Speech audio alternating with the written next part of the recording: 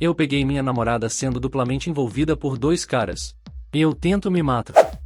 Se você não gosta de postagens longas, pule esta, não há necessidade de fazer comentários sarcásticos. Há alguns meses, postei em outro tópico contando uma história sobre como fui traído pela minha namorada da faculdade e a terrível obsessão que adquiri depois de me vingar dela. Isso é relevante para esta história aqui. No entanto, nesta história que estou prestes a compartilhar, é uma história que aconteceu anos depois de Lisa, a minha traidora de faculdade.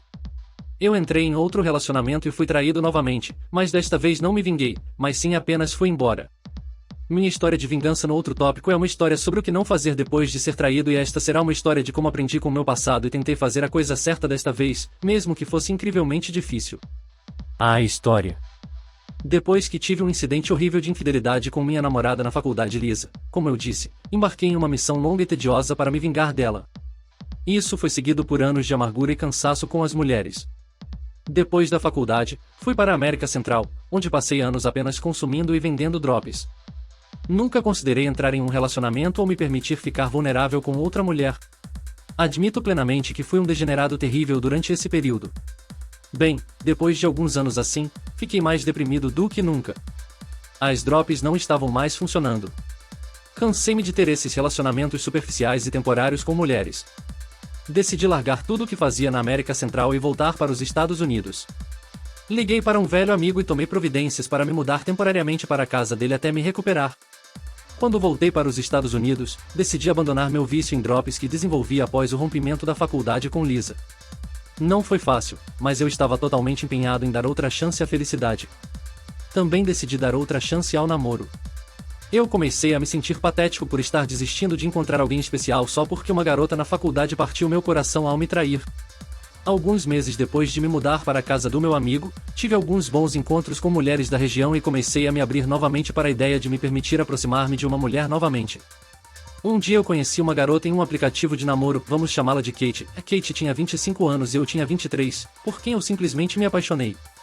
Ela tinha aquele cabelo ruivo cor de vinho que não era laranja, mas quase um vermelho fluorescente, mais natural. Ela tinha um filho de 3 anos que sinceramente eu amava e era meio parecido comigo. Kate tinha acabado de sair de um casamento terrivelmente abusivo e estava em uma posição muito semelhante à minha. Ela também passou por um período de luto e um mau hábito de drops. Ela tinha acabado de se limpar e estava pronta para tentar namorar novamente. Isso funcionou bem para nós dois porque entendíamos completamente o estado emocional um do outro e fomos capazes de permitir que um ao outro avançasse lentamente e não esperássemos muito um do outro. Nós dois tínhamos medo de problemas de compromisso e confiança e ainda estávamos um pouco frágeis emocionalmente devido aos nossos relacionamentos anteriores e hábitos de drogas. Além disso, tínhamos muitas coisas em comum. Kate até disse que sentia que estava namorando a versão masculina de si mesma e gostou porque permitimos que um ao outro fosse completamente autêntico. Com o passar dos meses, ficamos cada vez mais próximos. Eu e o filho dela nos dávamos bem e ele até me chamava de pai. Ele era muito jovem para se lembrar de seu pai biológico e eu fui o único outro papel de pai que ele já teve em sua vida. O dia em que o ensinei a fazer xixi em pé em uma árvore selou o acordo para mim e ele foi meu filho a partir daquele momento. Consegui um emprego em uma empresa financeira e Kate trabalhava em uma boate. As coisas estavam indo bem e mudamos juntos para um apartamento, compramos um carro juntos e estávamos tentando comprar uma casa. Íamos nos casar e ter um filho. Fumávamos MK apenas ocasionalmente e sentíamos que havíamos nos recuperado totalmente de nossos antigos vícios em drogas e destroços emocionais. Nós dois rastejamos para fora das profundezas da escuridão real e encontramos um pouco de paz e felicidade juntos. Ou assim pensei. Eu e Kate nunca tivemos ciúmes ou suspeitas um do outro, confiamos totalmente um no outro. Nunca consultamos os telefones um do outro e sabíamos as senhas e informações de login um do outro para tudo, então nunca tivemos problemas de confiança um com o outro. Até que isso aconteceu. Normalmente, eu acordava de manhã cedo, antes de me preparar para o trabalho, para levar Kate do estacionamento até o apartamento, porque ela só chegava em casa depois das 3 ou 4 da manhã do trabalho e era um pouco impreciso. Andar. O clube normalmente ficava aberto apenas até as 2 horas da manhã na maioria dos dias, mas recentemente começou a ficar aberto até as 4 horas na maioria das noites da semana. Ou foi o que Kate me contou. Certa manhã, Kate disse que sairia do trabalho um pouco mais tarde porque precisava deixar uma amiga em sua casa. Ela me disse isso apenas 5 minutos antes de normalmente chegar em casa. Geralmente ela levava cerca de 35 minutos para chegar em casa do trabalho, então achei um pouco estranho ela ter me contado isso no último segundo e eu sabia onde a amiga dela morava, então pode ter levado apenas 5 minutos extras para deixá-la no caminho para o nosso lugar. Ela acaba chegando em casa cerca de 1 hora mais tarde do que o normal e algo parecia um pouco estranho. Ela parecia alta. Não com MK, mas me pareceu que ela estava usando o COCOMO. Eu a confrontei brevemente sobre isso, mas ela ignorou rapidamente e disse que estava atrasada porque o carro de sua amiga quebrou e eles tentaram consertá-lo, mas não conseguiram, por isso demorou tanto para chegar em casa. Esta foi a primeira vez em quase 1 ano que algo assim aconteceu, então rapidamente reprimi minhas suspeitas e considerei isso um pouco paranoico por causa de minha experiência anterior com infidelidade e desonestidade. Disse a mim mesmo que Kate nunca faria nada superficial. Ela havia passado pela mesma coisa que eu passei e conhecia detalhadamente minha história sobre meu último relacionamento. Ela nunca faria algo assim comigo. Especialmente porque isso aconteceu com ela também. Eu nem estava tão desconfiado de sua traição ou algo assim.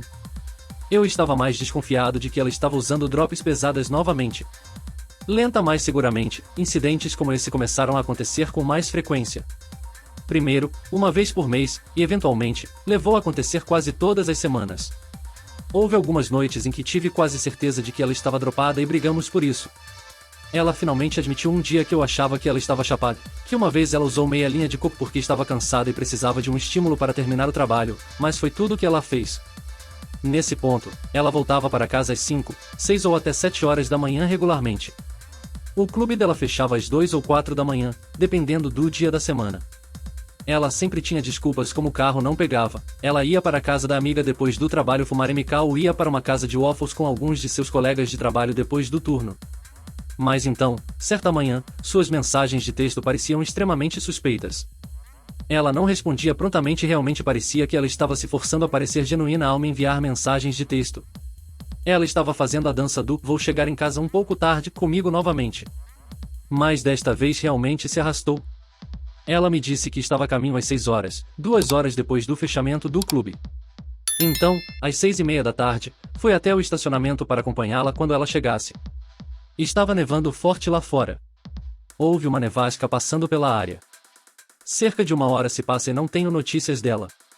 Eu mando mensagens e ligo para ela repetidamente. Ela não atende o telefone, mas recebo uma mensagem dela dizendo que está quase em casa. Mais 1 hora se passa antes que ela finalmente pare no estacionamento. A hora era 9:30. Tive que ligar do trabalho porque não podia deixar o filho dela sozinho em casa, geralmente saía para trabalhar às 7:30. Estou completamente coberto de neve da cabeça aos pés. Vou até o carro e abro a porta.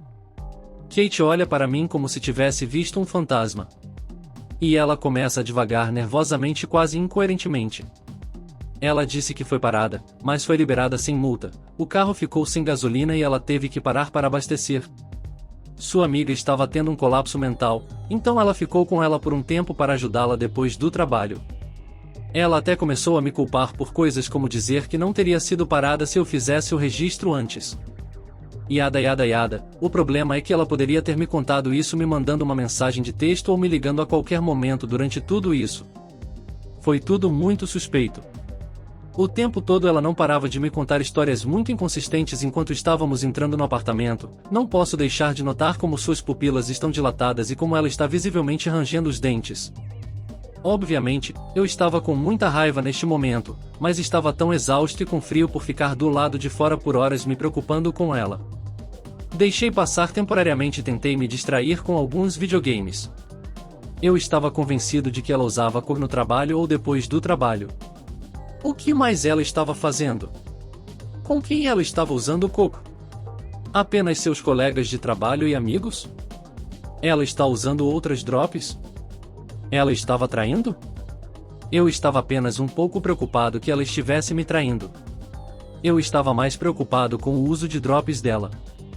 Nós dois tivemos nossas corridas no passado com elas. É por isso que hoje em dia só fumamos MK e ocasionalmente tomamos uma bebida. Não estávamos sóbrios nem nada parecidos com as pessoas de um programa de 12 passos, mas tentamos mantê-lo bem tranquilo. O fato de ela mentir sobre as drops era ainda mais preocupante para mim do que o próprio uso de drops, porque estava desencadeando o trauma da minha ex-Lisa, que mentiu para mim e me traiu na faculdade. Eu literalmente estava no ponto em que nem me importava se ela usava as drops, só queria que ela fosse honesta comigo. Eu não suportava a ideia de estar em outro relacionamento onde minha namorada estivesse mentindo para mim sobre qualquer coisa. Minha mente começou a girar. Eu me senti completamente traído. Eu e Kate ajudamos a reconstruir um ao outro depois de nosso passado tumultuado e agora temos vidas maravilhosas. Nunca pensei que ela mentiria para mim sobre qualquer coisa. Tínhamos um relacionamento tão aberto e confiável e nunca tivemos problemas com esse tipo de coisa antes. Fiquei obcecado em tentar descobrir se ela estava mentindo sobre as drops. Eu precisava de uma prova inegável. No dia seguinte, quando ela saiu para trabalhar, eu destruí a casa procurando alguma coisa. Eu não tinha ideia do que estava procurando. Um saco de coco. Algumas pílulas, talvez. Vasculhei cada gaveta, cada canto de cada móvel, bolso do casaco, em cima dos armários. Em qualquer lugar ela pudesse esconder alguma coisa. Não encontrei nada. Tentei me convencer de que estava apenas sendo paranoico. Meu estresse pós-traumático e inseguranças sobre meu relacionamento anterior estavam me desencadeando e eu estava ficando obsessivo em tentar encontrar algo que não existia. Decidi que iria parar de tentar descobrir se ela estava mentindo porque, se eu estivesse errado, meu comportamento poderia arruinar um bom relacionamento. Achei que Kate nunca mentiria para mim ou, pior ainda, me trairia. Ela teve uma experiência horrível com seu ex-marido atraindo enquanto ela estava grávida e ele também escondeu dela um problema com drops. Então eu não conseguia imaginá-la fazendo comigo a mesma coisa que seu ex-marido fez com ela. Então deixei as coisas passarem. Ela voltou para casa em horários normais novamente por um tempo. Isso me acalmou muito. Comecei a não me sentir mal pela minha paranoia. Até que, uma noite, estou em um salão de sinuca local jogando em uma mesa com um cara qualquer, vamos chamá-lo de Jerry. E enquanto eu e Jerry conversamos menciono que minha namorada trabalha no nome do clube. A irmã de Jerry, Sarah, estava conosco enquanto jogávamos sinuca e disse que trabalhava no mesmo clube há alguns meses. Perguntei se ela conhecia Kate e ela disse que sim, mas eles não eram tão próximos. A maioria deles se conhecia de passagem. Eu então expressei que gostaria que Kate tivesse um trabalho diurno, onde pudéssemos ficar mais em casa juntos à noite, quando eu saísse do trabalho. Digo a Sarah que, como o clube normalmente fecha às 4, eu só veria Kate por cerca de 1 ou 2 horas antes de sair para o trabalho pela manhã. Sarah então me olha confusa e diz: achei que eles fechassem às 2 da manhã? Quando eu trabalhava lá, só fechava às 4 da manhã nas sextas e sábados. Eu digo a Sarah: eles mudaram o horário depois que você saiu. Sarah então me disse que sua colega de quarto ainda trabalha lá e ela nunca mencionou que o horário de fechamento havia mudado porque ela ainda chega em casa logo depois das 2 da manhã. Ficou estranho rapidamente, mas dei de ombros e terminei o jogo de sinuca. Depois do jogo, fui para casa e não conseguia tirar da cabeça o que Sarah me disse. Procurei o clube em que Kate trabalhava e, de fato, dizia que eles só ficavam abertos até as 4 da manhã nas noites de sexta e sábado e às 2 da manhã em noites alternadas. Mais uma vez me convenci de que eles ainda não devem ter atualizado os horários em seu site depois de fazerem alterações ou algo assim. No fundo eu sabia que Kate estava tramando alguma coisa. Mas eu estava com tanto medo de mentir para mim novamente, depois de anos evitando relacionamentos exatamente por esse motivo. Eu estava em total negação. O dia seguinte foi uma noite de domingo. Mandei uma mensagem para Kate e perguntei quando ela teria folga naquela noite e ela disse que chegaria em casa às 4h30 e me mandaria uma mensagem quando estivesse a caminho. Então às 2h30, liguei para o clube e perguntei se poderia falar com ela, era sobre o filho dela. O gerente atendeu e me disse que eles haviam fechado às 2 horas e Kate já havia saído. Eu senti que ia vomitar. Decidi que iria confrontar Kate. Não sei quando ela chegou em casa naquela noite porque acabei bebendo até desmaiar e não fui até o estacionamento para acompanhá-la. Quando acordei, ela estava dormindo ao meu lado. Levantei-me e fui para a sala, onde vi a bolsa dela sobre a mesinha de centro. Eu peguei e comecei a passar por isso. No começo eu não encontrei nada, nenhuma drop ou qualquer outra coisa obscura que pudesse me confundir. Então percebi que, escondido em um dos pequenos zíperes, encontrei um saco de moedas vazio e uma nota de $1 enrolada. É isso que tenho procurado todo esse tempo? Simplesmente coloquei-o na mesa de centro e comecei a trabalhar. Eu esperava que ela visse e soubesse que eu o encontrei. Quando cheguei em casa, ela estava se preparando para o trabalho. Ela estava na frente do espelho do banheiro fazendo a maquiagem, especificamente o delineador. Encosto-me na porta e olho para ela através do espelho. Ela olha para cima e diz: "Ei, querido, como foi o trabalho?" Acho que ela não viu que encontrei a nota de $1 enrolada. Eu respondo com: "Ei, precisamos conversar sobre uma coisa." Prossigo dizendo a ela que liguei para o clube e eles me disseram que fecham às 2 horas aos domingos. Ela imediatamente ignora todo o assunto de ela ter mentido sobre a que horas o clube fecha e começa a gritar comigo por ser controlador e obsessivo e por não confiar nela e por não ter o direito de ligar para o clube em primeiro lugar. Isso não me atrapalhou, eu tinha certeza de que não estava apenas sendo paranoico. O que ela estava fazendo era iluminação a gás de graua, com a qual eu tinha bastante experiência por causa do meu relacionamento anterior. A luta continua a aumentar. Eu a acuso de consumir coco pelas minhas costas e de mentir para mim sobre seu vício em drops. Eu a chamo de prosti de coco. E foi então que ela se virou e me atacou com o delineador. Viro-me por reflexo e ela coloca o lápis de olho cerca de 2,5 centímetros em meu ombro. Ela então começa a socar cerca de meia dúzia de vezes no rosto. Eu não reajo, nem bato ou revido. Eu estava principalmente em choque. Assim que ela terminou de me bater e gritar, nós dois ficamos ali olhando um para o outro. Tiro o lápis do braço e o deixo cair no chão. Saio do banheiro e vou para a cozinha, onde pego fita adesiva e remendo o buraco no meu braço. Eu tenho uma tatuagem exatamente onde ela me esfaqueou e ainda tenho uma cicatriz bonita e saudável até hoje. Saio do apartamento e começo minha caminhada até a loja de bebidas. Kate está explodindo meu telefone. Ela está fazendo tudo isso pedindo desculpas e quando não obtém uma resposta, ela começa a lançar insultos e depois repete esse ciclo indefinidamente. Compro uma garrafa de whisky Fireball e começo a caminhar e beber e caminhar e beber. Acabei desmaiando e acordei com ninguém menos que Jeffrey, com quem joguei sinuca outro dia, e algum outro cara que eu não conhecia tentando me tirar da neve. Eles me colocaram no carro deles, aparentemente eles estavam a caminho do trabalho e me viram cair e não me mover na beira da rua e pararam para ter certeza de que eu estava bem. Hoje me pergunto onde esses caras trabalhavam porque devia ser muito cedo. Eu estava andando por horas naquele momento e provavelmente desmaiei muito antes de cair, pois tinha terminado a garrafa inteira de uísque muito rapidamente. Quando eu estava no carro com eles, eles me perguntaram o que estava acontecendo e por que eu estava andando naquela hora da noite tão longe da cidade.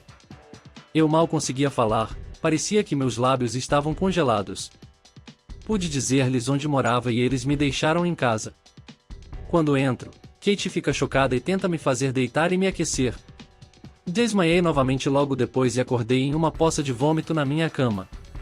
Levanto-me e tomo um banho e saio para a sala onde Kate está sentada no sofá chorando. Começamos a conversar, ela pede desculpas por ter maquiado com o lápis de olho, e admite que voltou a usar coco e estava indo para a casa da colega de trabalho, algumas moravam juntas em apartamento, eram todas mulheres, e ela usava coco com eles antes de voltar para casa. Ela começou a fazer isso para ajudá-la a trabalhar e a situação continuou aumentando. Eu perguntei a ela se era só coco ou se era outra coisa também, porque houve algumas noites em que ela parecia ser mais do que apenas coco. Ela admite que de vez em quando tomava um chá para aliviar a coca antes de voltar para casa, mas raramente fazia isso. Terminamos a conversa civilizadamente e ela prometeu parar de usar drogas e de mentir para mim sobre onde estava e que nunca mais esconderia nada de mim. Mas agora que eu sabia que ela era capaz de mentir e esconder coisas de mim, eu estava um pouco mais alerta com as coisas do que o normal. As semanas passam e as coisas voltam ao normal por um tempo. A única coisa estranha era que Kate trabalhava com mais frequência do que o normal. Ela cobria mais pessoas ou fazia turnos extras aleatoriamente com mais frequência. Antes ela trabalhava apenas 4 dias por semana, mas agora ela trabalha 6 ou 7 dias. Não fiquei suspeito até que percebi que se brigássemos em uma noite em que ela não estava programada para trabalhar, ela imediatamente começaria a se arrumar e me diria que havia mandado uma mensagem para seu gerente perguntado se ela poderia entrar porque precisava. Saia de perto de mim. Tínhamos apenas um carro e isso foi antes do Uber estar em todo lugar, então eu não pude dar uma olhada no trabalho dela para ver se ela realmente estava no trabalho. Mas então, um dia, meu amigo chegou enquanto Kate estava no trabalho e estávamos apenas jogando videogame e decidimos que queríamos sair para comprar um Taco Bell. Nenhum de nós teve isso para sempre. Estávamos com fome e queríamos encontrar um Então peguei meu telefone para procurar no Google Maps onde ficava o Taco Bell mais próximo. Foi quando notei algo que nunca tinha visto antes. Eu e Kate compartilhamos uma conta do Google em nossos Androids na época, então ela mostrou nossos históricos de pesquisa por locais que digitamos no Google Maps. E naquele mesmo dia ela procurou em algum local aleatório de um bairro próximo quando saiu para trabalhar. Minha cabeça começou a girar novamente e eu disse ao meu amigo que não estava mais com vontade e só queria ir para a cama, então ele saiu um pouco confuso. Verifiquei tudo no meu telefone e até fui ao computador e fiz algumas pesquisas para ver se havia alguma maneira de estar interpretando mal. E eu não estava. Quando Kate chegou em casa, perguntei se ela realmente foi trabalhar naquela noite. Ela ficou na defensiva e começou a me acusar de ser paranoico.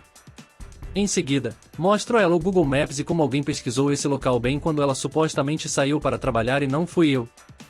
Ela começa a me contar a mentira mais épica que já ouvi, e ela disse: nunca fui lá ou pesquisei, o Google está errado, provavelmente é só uma falha. Tudo bem, agora finalmente admito para mim mesmo. Estou namorando uma mentirosa novamente. Pego algumas coisas e consigo um motel na cidade. Passo muitas noites brigando com Kate por telefone e chorando enquanto assisto uma TV a cabo chata. Fiquei com tanta raiva que pela segunda vez consecutiva estou namorando alguém que mente para mim e guarda coisas para mim. Uma de nossas brigas fica tão acalorada que paramos completamente de conversar por 2 dias. Nós não terminamos, apenas paramos de conversar. Algo dentro de mim esperava desesperadamente que talvez ela estivesse apenas usando cookie drops, e não trapaceando. Mas estou super desconfiado que ela esteja me traindo neste momento e eu não poderia deixar isso de lado. Depois de algumas noites no motel, eu me convenci de que Kate não estava me traindo, ela estava de volta ao vício em drops. E eu preciso ajudá-la a sair dessa. Eu sei em primeira mão que o vício em drogas pode fazer alguém, assim como fez comigo uma vez. Eu decido me reconciliar com ela. Já era tarde da noite e eu sabia que ela voltaria para casa em algumas horas e eu a encontraria no estacionamento com algumas flores ou algo assim. Peguei emprestado o carro de um amigo, fui até a loja, comprei algumas flores e voltei para casa. Estaciono no estacionamento e começo a esperar Kate chegar em casa. Por volta das 2h45, vejo nosso carro chegando ao estacionamento. Mas vejo alguém no banco do passageiro. Era Kate, ela não estava dirigindo. Ela estava sentada no banco do passageiro. Havia um homem que eu não conhecia dirigindo meu carro. Eu apenas fiquei quieto e observei. Quando um cara aleatório que não sabia estacionou meu carro, eu não estava pronto para o que aconteceu a seguir. Outro homem também sai do banco de trás. O que está acontecendo? Quem são essas pessoas? Os 3 entram em nosso apartamento. Pego meu telefone e começo a escrever uma mensagem de texto para Kate. Tentei agir como se não soubesse de nada para poder ver o que ela diria. Talvez fossem apenas amigos platônicos e ela não tivesse nada a esconder. Eu mando uma mensagem para ela e pergunto se ela já chegou do trabalho e se eu poderia ir até lá para conversarmos. Eu disse a ela que queria me desculpar por gritar e dizer algumas coisas ofensivas durante nossas brigas. Não recebo nenhuma mensagem por cerca de 15 minutos e então recebo uma mensagem dela dizendo: acabei de chegar em casa, mas quero um tempo sozinha. Eu te amo de todo o coração, vamos conversar amanhã? Meu coração batia forte no peito enquanto lia o texto. Bati minha cabeça no volante de raiva enquanto chorava ao mesmo tempo. Saio do carro e decido entrar e confrontá-la. Quando chego ao meu apartamento, a porta está trancada. Esqueci minhas chaves porque só trouxe as chaves do carro de um amigo. Ouvi uma música alta tocando do outro lado da porta. Tentei bater, mas ninguém atendeu. Viro a esquina onde eu sabia que ficavam as janelas da nossa sala e do quarto. Estávamos no térreo. Espio pela janela da sala e não vejo ninguém. Sinceramente, eu esperava vê-los ali apenas fumando MK casualmente ou algo assim. Mas se eles não estavam na sala, onde diabos eles estão? Desço um pouco mais até chegar à janela do nosso quarto. As persianas estavam fechadas, mas eu conseguia ver se colocasse os olhos na borda da janela para olhar bem de perto. Quando me inclinei para olhar ao redor das persianas, meu coração afundou no estômago.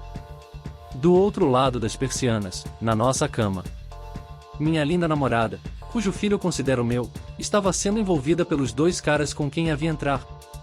Encostei-me na parede e deslizei até sentar no chão. Meu rosto caiu em minhas mãos. Fiquei ali sentado por 5 minutos ouvindo vagamente o que estava acontecendo pela janela acima de mim. Pensei em entrar e matar os 3. Eu estava tão cheio de raiva. Decido me levantar e voltar para o carro. Comecei a fumar um cigarro atrás do outro enquanto todas as minhas memórias do relacionamento que eu tanto amava começaram a se desmanchar em minha mente. Tudo era mentira. Tudo o que pensei sobre Kate e que me fez amá-la tanto começou a se dissolver. Muitos de vocês leram minha história sobre quando fui traído por minha namorada da faculdade X, Lisa. Quando Lisa me traiu, minha raiva me levou a fazer tudo o que pudesse para obter a vingança mais terrível possível. Nessa história, exagerei completamente e Lisa acabou extremamente sem dinheiro e acusada. Agora, muitos anos depois, no meu primeiro relacionamento depois de Lisa, estou na mesma posição, mas pior. Desta vez, porém, decido não me vingar de Kate como fiz com Lisa. Não, desta vez vou me mate. Mas primeiro vou mate Kate. Ligo o carro e dirijo para um posto de gasolina que sei que vende equipamentos básicos de caça e pesca 24 horas. Eles não têm armas, mas tinham algumas facas de caça e esfola. Compro a maior faca que eles têm e volto para o meu motel, pego as chaves do apartamento e vou para casa para pintar as paredes do meu quarto com o sangue deles. Quando chego lá, abro lenta e silenciosamente a porta da frente. Começo a me arrastar pelo corredor até o nosso quarto. Estou segurando a faca com força, esperando que um dos caras talvez apareça. Aproximo-me lentamente da porta do meu quarto. Está aberto, mas as luzes da sala estão apagadas e não consigo ver nada lá dentro. Está quieto, não ouço nada. O suor está escorrendo pelo meu rosto e estou tentando controlar meus tremores e respiração para que ninguém me ouça entrar. Com medo do que poderia ver, entro no quarto e acendo o interruptor da luz. Quando as luzes se acendem, vejo Kate deitada na cama, nua e sozinha.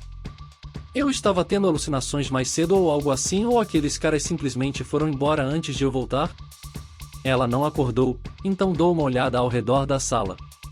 Vejo uma embalagem de preservativo na mesa de cabeceira ao lado da cama dela, o que praticamente confirmou o que vi e agora sabia que não estava tendo alucinações. Eu e Kate nunca usamos preservativo. Quando dou o primeiro passo para o quarto, ouço a porta do quarto do filho dela, do outro lado do corredor, se abrir. Eu me viro rapidamente, pronto para esfaquear um dos 2 caras que vi antes. Mas é claro que é apenas o filho de Kate. Meu filho. Meus primeiros pensamentos foram: o que o filho de Kate está fazendo aqui? Por que Kate não o levou para a creche ou para a casa de sua mãe antes que 2 caras aleatórios viessem ficar com ela? A criança esteve lá o tempo todo enquanto ela estava no trabalho? Ou enquanto ela estava formando dupla no corredor? O que diabos há de errado com ela? Ele olha para mim da porta do quarto: papai, você está de costas, e ele corre para abraçar minha perna. Coloquei minha mão na cabeça dele e olhei para a faca na minha outra mão. Coloquei a faca no bolso de trás e me ajoelhei e disse ao meu enteado: vou me ausentar por um tempo, só queria me despedir de você e da mamãe antes de ir embora. Ele então começa a me dar a cara mais triste que já vi. Eu o pego e o levo de volta para a cama, coloco-o na cama e digo adeus. Eu sabia que seria a última vez que o veria, mas não queria que ele soubesse que nunca mais me veria. Agora, depois disso, não posso fazer nada à mãe dele. Ele não pode crescer sem sua mãe. Ele não merece isso, mesmo que eu ache que ela merece amor. No entanto, eu ainda queria amor. Saio do apartamento e começo a andar pela rua soluçando muito. Sento-me no banco de um ponto de ônibus, pego a faca e começo a cortar os pulsos. Eu estava pronto para amor. Por cerca de 10 minutos eu os corto tentando fazer o sangue fluir com mais força. Então um carro da polícia para. 2 policiais saem e um deles diz: ei cara, o que você está fazendo? Eu calmamente digo a ele: acabei. Ele chama mais policiais pelo rádio e, antes que eu perceba, há cerca de 15 ou 20 deles me cercando. Eles passam cerca de 20 minutos tentando me fazer largar a faca. Estou sangue todo. O policial se aproxima de mim e me pede para lhe entregar a faca. Olho para a faca por alguns segundos. Mas ele não me convenceu a desistir. Nada neste momento poderia. Eu também sabia que não conseguiria sair dessa situação sem ser internado em uma ala psiquiátrica. Eu levanto a faca sobre minha cabeça e avanço contra o policial e antes mesmo que eu pudesse dar 2 passos, estou no chão sendo eletrocutado e eles empilhando em cima de mim me algemando. Eu cometi um grande erro de cálculo. Achei que se eu fizesse um movimento em direção ao policial, eles com certeza me matem a tiros. Mas eu esqueci que era branco, e então, infelizmente, só fui eletrocutado. A próxima coisa que sei é que estou na parte de trás da viatura e eles me levam para o hospital, onde me sedam e me curam. Eles me deram alguns sedativos que me deixaram completamente inconsciente. A próxima coisa que sei é que acordo e estou no que mais tarde descubro que é uma ala psiquiátrica para crimes insanos. É como prisão ou prisão, mas pior. Você não sabe que dia ou hora é e não consegue se comunicar com o mundo exterior ou pelo menos não tínhamos neste momento. Não vou entrar em detalhes sobre o que vivi lá. Foi um dos lugares mais sombrios que já vi na minha vida. Fiquei lá por cerca de 6 semanas antes que um advogado conseguisse me livrar por um detalhe técnico. Quando fui liberado, peguei um táxi para casa. Faltavam cerca de 3 horas. Quando cheguei em casa, pedi ao taxista que me deixasse em um McDonald's perto do meu apartamento. Sento-me e carrego o meu telefone. Eu não queria voltar para aquele apartamento. Não depois do que vi lá. Recebo mensagens de texto chamadas correios de voz de muitas pessoas, incluindo Kate. Obviamente, também fui dispensado do trabalho. Meus cartões de crédito estavam todos esgotados. Kate claramente os usava porque tinha um cartão para todas as minhas contas. Liguei para Kate e ela ficou em êxtase ao saber de mim, ela estava tão preocupada e não tinha ideia do que aconteceu comigo. Eu disse a ela que explicaria tudo, mas precisava que ela me encontrasse no McDonald's e não trouxesse o filho com ela. Ela ficou confusa no início, mas concordou que me encontraria depois que deixasse o filho na creche. Mais tarde, Kate entra no McDonald's e corre para tentar me abraçar e beijar, mas eu a rejeito e digo para ela se sentar. Isso a confundiu um pouco, mas ela se sentou e eu contei o que aconteceu. Tudo o que vi antes de ser jogado na enfermaria. O que ela respondeu me chocou. Kate teve a audácia de tentar negar tudo. Ela disse que devo ter olhado no apartamento errado e visto outra pessoa. Balancei a cabeça em descrença e a interrompi no meio da frase. Eu disse a ela que ela precisava me contar a verdade agora e se ela tentar mentir para mim de novo, eu vou me levantar e sair deste McDonald's e ela e seu filho nunca mais me verão. Eu olhei para ela severamente nos olhos e ela percebeu que eu quis dizer cada palavra que disse. Eu pergunto a ela mais uma vez: você está me traindo? Ela olha para o colo e começa a chorar. Ela murmura: sim, eu tenho. Ela passa a admitir que seu problema com drogas passou da coke para a metanf e que ela também tomava chã todas as noites. É por isso que o cara estava dirigindo nosso carro, porque ela estava embriagada demais para dirigir. Eu fico olhando para ela por cerca de 1 minuto e antes de soltar um grande suspiro, tiro meu telefone do carregador e me levanto. Ela olha para cima e pergunta: onde você está indo? Eu olho nos olhos dela e digo: vou usar drops, é tudo que consigo pensar em fazer agora. Enquanto pego minha mochila, ela me pergunta se ainda estamos juntos. Eu digo a ela: não, eu não quis dizer que iria ficar se você me contasse a verdade, eu iria embora de qualquer maneira. Eu só queria ouvir você admitir isso antes de partir. Os eventos depois. Nos próximos meses. Eu praticamente vivia na estrada, basicamente sem teto. Eu pulava de cidade em cidade, principalmente vendendo drops em clubes de strip. E dormindo onde podia. Às vezes dormia em motéis, às vezes dormia fora. Eu estava fazendo muito do meu próprio produto. Perdi quase 65 quilos nesses poucos meses porque às vezes ficava dias sem comer ou dormir. Um dia acordo em um hospital. Eu estava tendo convulsões e meus órgãos internos começaram a falhar. Eu estava gravemente desnutrido. Tenho 6'5" e pesava 155 libras, encharcado depois de uma grande refeição. Vários médicos e terapeutas vinham me ver todos os dias tentando descobrir o que estava acontecendo comigo. Passei cerca de 1 mês no hospital me recuperando antes de receber alta. Os médicos recomendaram que eu procurasse um programa de sobriedade. Eles concluíram que eu não tinha outros transtornos mentais além do TEPC, principalmente, tinha apenas um problema de dependência de múltiplas substâncias.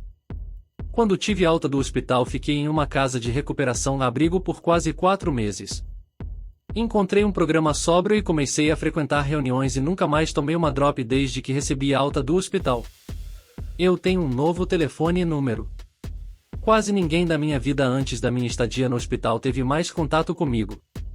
Enquanto eu estava na casa de recuperação, comecei a malhar para tentar recuperar algum tamanho. Eu parecia um poste de feijão. Quando fui liberado da casa de recuperação, consegui um emprego em uma academia próxima como personal trainer. Uma carreira totalmente nova para mim, mas a academia se tornou meu novo espaço seguro onde me sentia bem. Avanço rápido de 5 anos até hoje. Ainda estou sóbrio até hoje. Estou pesando 265 libras saudáveis e magras. Sou casado e feliz há 2 anos. Eu administro meu próprio negócio lucrativo. No dia em que saí do hospital, pensei muito sobre o que faria da minha vida. Meu instinto foi recuar para a escuridão. Eu ainda queria me vingar de Kate pelo que ela fez, assim como fiz com Lisa na faculdade. Depois de alguns longos períodos de reflexão ao longo de algumas semanas, decidi que a melhor vingança seria viver a melhor vida que pudesse. E o mais importante, decidi parar de sentir pena de mim mesmo pelas coisas pelas quais passei. Isso mudou o jogo para mim. Parei de culpar os outros ou o mundo pelas coisas que aconteceram comigo. Olhando para trás hoje, 5 anos depois e para onde minha vida me levou, estou muito feliz por ter tomado a decisão de tentar um curso de ação diferente. Eu nem me reconheço mais. Quando escrevia essas histórias sobre Lisa e Kate, nem me vi. Vejo algum outro garoto confuso. Faço 30 anos neste fim de semana.